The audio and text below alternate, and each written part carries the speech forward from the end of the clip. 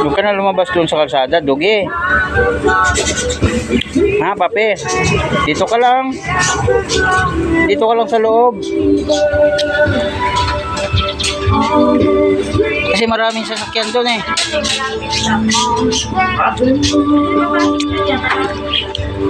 Ha? Yan, yan mga badyo. Baka mo. Kung papayag lang mayari na ampunin to eh. Mamo.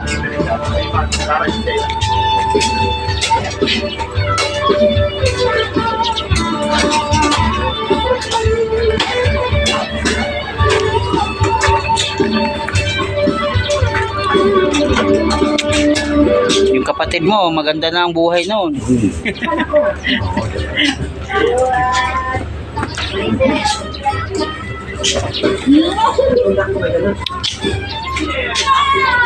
Bait ah. Ang bait mo ah. Papawak sa akin, no?